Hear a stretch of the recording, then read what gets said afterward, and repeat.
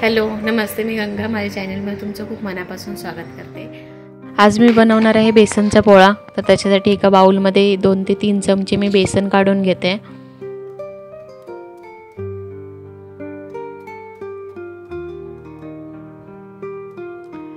आता याच्यामध्ये आपण घालूया लाल मिरची पावडर, किंवा तुम्ही हिरवी मिरची कट करून घातली तरी चालेल. मी थोडीशी लाल मिरची पावडर घातली आहे. थोडीशी हळद घालूया.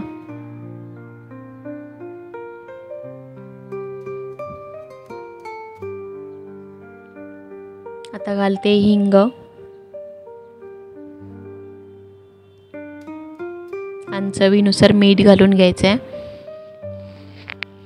आणि हे व्यवस्थित मी मिक्स करून घेते.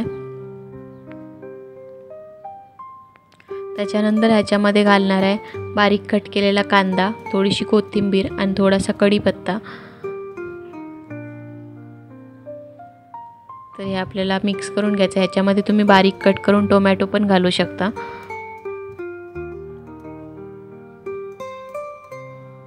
आणि थोडं थोडं पाणी घालून हे व्यवस्थित मिक्स करून घ्यायचं आहे.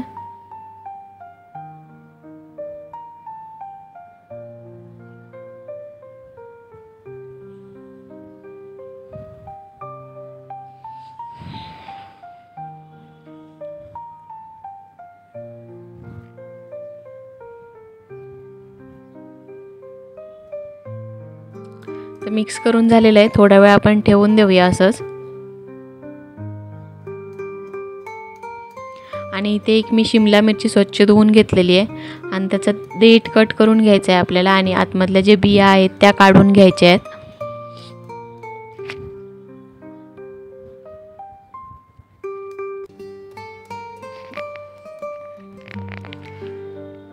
आतमधून आपल्याला पूर्णपणे मोकळी करून घ्यायची आहे मिरची.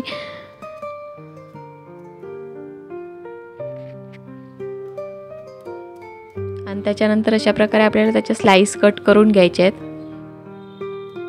पूर्ण अशा अख्ख्या राहतील अशा कट करून घ्यायच्या आहेत आपल्याला. अशा प्रकारे मी मिरची कट करून घेतलेली आहे. आणि इथे एक भिडं गरम करून घेतलेलं आहे. त्या भिड्यावरची आपण मिरची कट करून घेतलीत ती अगोदर ठेवणार आहे. तर त्याच्या अगोदर मी तेल घालून घेते. भिड्याला सगळीकडे तेल पसरवून घेते. त्याच्यानंतर आता आपण जी मिरची कट करून ठेवली आहे तर ती मिरची अशा प्रकारे सगळीकडे ठेवून देऊया. अशा प्रकारे मी मिरची ठेवली आहे. आणि आता आपण जे बेसनचं मिश्रण तयार केलं आहे ते ह्या मिरचीच्या आतमध्ये आपल्याला भरून घ्यायचं आहे.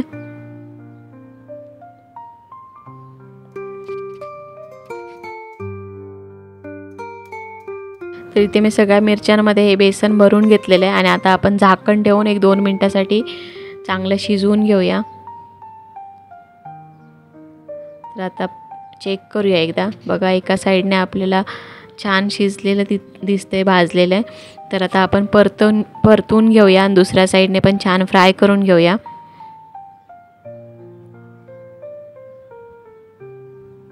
बघा, छान एका साईडने फ्राय झालेली आहे. दुसऱ्या साईडने पण आपल्याला फ्राय करून घ्यायचं आहे. वाटलं तर थोडंसं तेल घालायचं आहे वरून.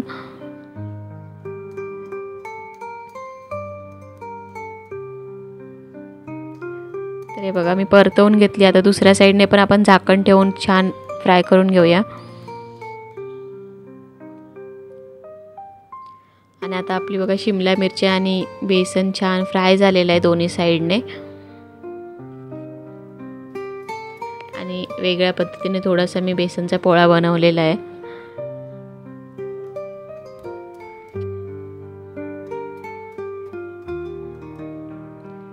तर इथे बघा छान असे फ्राय झालेलं आहे.